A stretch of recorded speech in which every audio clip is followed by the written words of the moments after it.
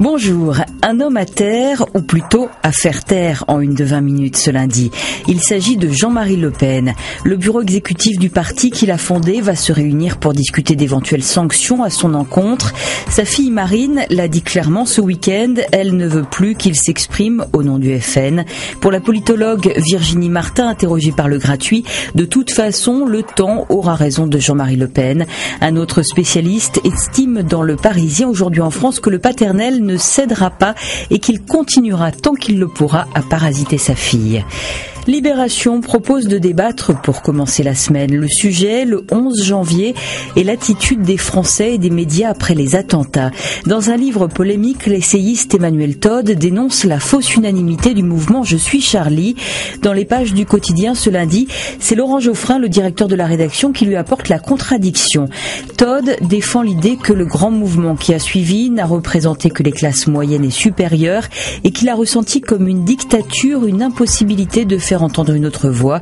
Geoffrin y a vu la République, à lire en tout cas pour réfléchir. La République, elle n'y est pas dans ce reportage publié plus loin dans l'IB.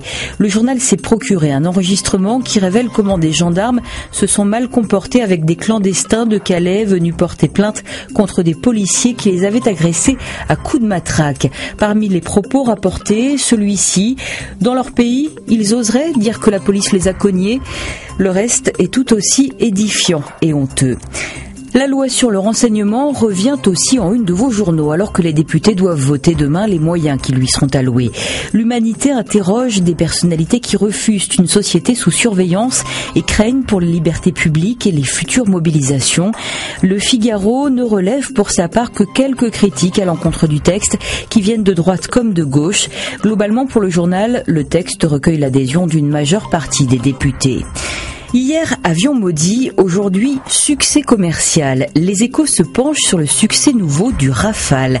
François Hollande signe ce lundi à Doha un contrat d'achat de 24 avions pour 6 milliards d'euros, ce qui s'ajoute à d'autres fructueuses ventes au début de l'année. Voilà qui rompt avec une décennie noire. La clé de survirement, c'est un bon appareil, dit le quotidien économique, mais il est aussi vrai que la situation politique au Proche et au Moyen-Orient se dégrade et pousse à l'armement. Un climat de guerre plus symbolique fait la une du Parisien aujourd'hui en France. Il concerne les capitales régionales dont le nombre va pratiquement être divisé par 2. Les rivalités et polémiques se multiplient. Parmi les exemples cités par le journal, Rouen et Caen qui se disputent la future Grande Normandie. Et la question est loin d'être tranchée. Décidément, la semaine commence tout en clivage plus ou moins grave, comme le rappelle ce dessin de Willem dans Libération, qui nous ramène à la première actualité du jour. Bonne lecture, à demain.